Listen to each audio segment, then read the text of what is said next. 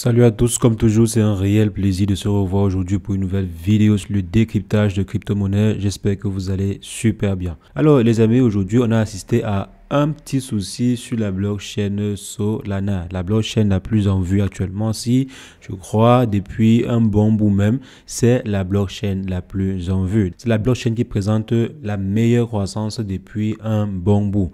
On a par exemple vu le prix associé au token natif de la blockchain en question ou bien de l'écosystème en question bondir de plus de 400%. On est quitté par exemple de 20 $ à plus de 115 $ sur le prix du token natif de l'écosystème. Mais ce prix-ci a subi une correction assez forte ces derniers temps et cela a été accentué avec un problème que l'on a eu sur la blockchain. Donc il y a quelques heures, la blockchain était encore à l'arrêt, comme l'intitule le journal Coin Tribune. Désolé de la prononciation. Donc comme le journal Tribune l'intitule, la blockchain Solana était encore à l'arrêt. Donc pourquoi encore à l'arrêt? Parce qu'on a déjà en fait cette habitude-là que la blockchain Solana se mette à l'arrêt ou bien soit HS pendant une période. Donc on avait déjà rencontré ce dysfonctionnement-là en 2022. Donc c'est pas réellement la première fois que l'on voit la blockchain Solana être HS. Et c'est plus ou moins dangereux. Pourquoi? Parce que lorsqu'on a une blockchain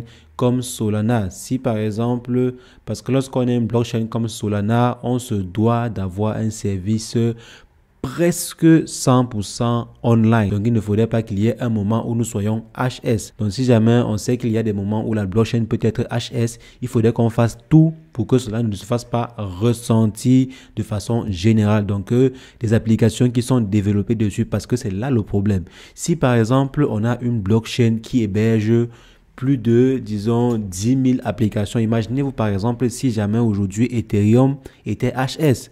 Donc si par exemple on vous dit ok, Ethereum ne fonctionne plus depuis approximativement 10 minutes ou bien 20 minutes, vous imaginez le nombre de transactions, bien les différentes applications qui seraient HS. Toutes ces différentes applications-là qui sont développées sur Ethereum seraient HS.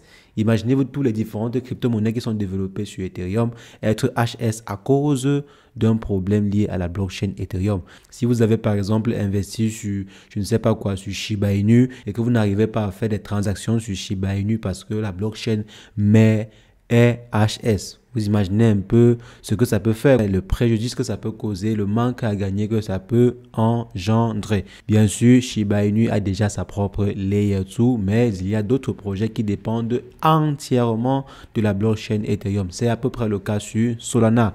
On a par exemple vu naître sur le marché un ensemble de projets, des projets qui ont permis à plusieurs personnes, comme on l'a vu sur la chaîne il y a de cela quelques semaines, des projets qui ont permis à certains de devenir multimillionnaires. Donc en investissant simplement quelques poignées sur des projets développés ou bien déployés sur Solana. Et imaginez-vous que ces projets-là étaient en stand-by quand la blockchain ne fonctionnait pas. Donc c'est à peu près ce problème-ci que l'on décrit particulièrement sur la blockchain Solana.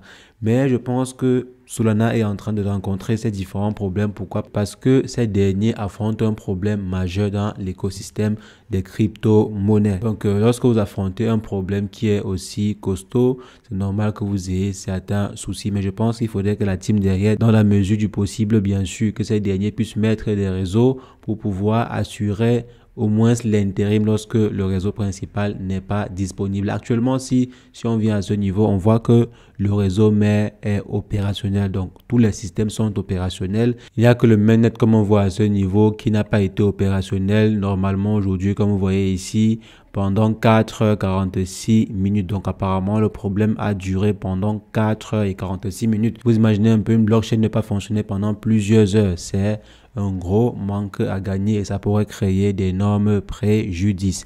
Mais de façon globale, les autres mainnets fonctionnaient. Par exemple, le mainnet bêta fonctionnait, le mainnet bêta US, EU, asiatique également fonctionnait sans souci. Même Solana.com fonctionnait sans souci. Donc, comme vous voyez par exemple ici, on vous dit sur les 90 derniers jours, ils ont eu un service disponible à près de 99,77%. Par contre, sur le mainnet bêta, le service était disponible à 100% du temps. Donc, était toujours disponible. Mais ici, on a eu un service disponible à près de 99,77%. Et donc, les amis, ceci doit en fait vous mettre un peu la puce à l'oreille lorsque vous investissez, lorsque vous utilisez en fait un service ou bien une blockchain dans le domaine des crypto-monnaies.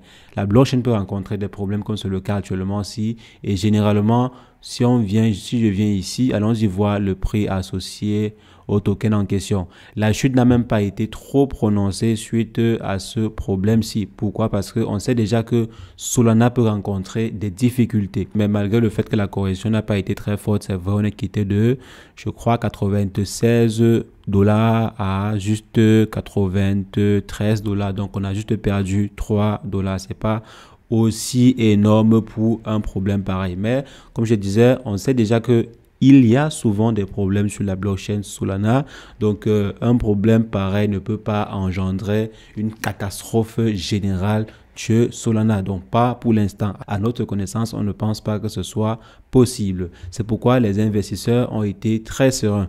Mais si par exemple le marché chutait un peu plus drastiquement, il fallait en fait analyser la situation. Et ceci a permis même à certaines personnes de pouvoir se repositionner. Donc, pendant qu'il y a certaines personnes qui voient cette situation-ci comme étant un problème, il y a d'autres qui voient cela comme étant une aubaine pour ramasser également des tokens. C'est vrai que de façon générale, le marché actuellement, ce n'est pas très stable à cause en fait des ETF Bitcoin qui n'ont pas été au rendez-vous, des ETF Bitcoin comptants qui n'ont pas été réellement au rendez-vous. Donc pour l'instant, ce n'est pas encore ça. Ce n'est pas ce à quoi on s'attendait. Ce n'est pas ce à quoi les investisseurs s'attendaient.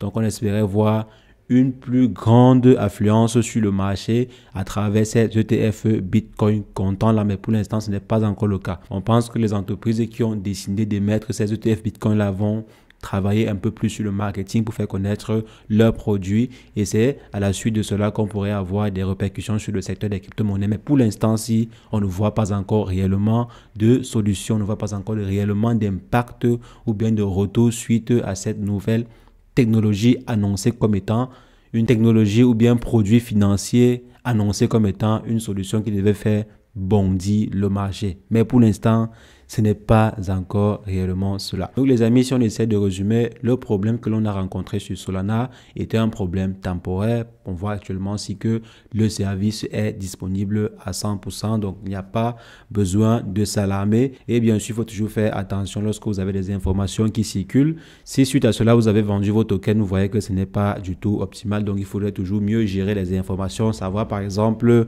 de quoi il s'agit, comment mesurer le poids d'une information, comment mesurer l'impact en fait d'une information sur le marché et également gérer la tendance du marché actuel. Les amis, comme toujours, je vous invite à être un peu plus vigilant sur le marché. C'est ce que je voulais rapidement partager avec vous. On va se revoir très prochainement pour une nouvelle astuce Wondertech, mais entre-temps, portez-vous bien. Ciao, ciao.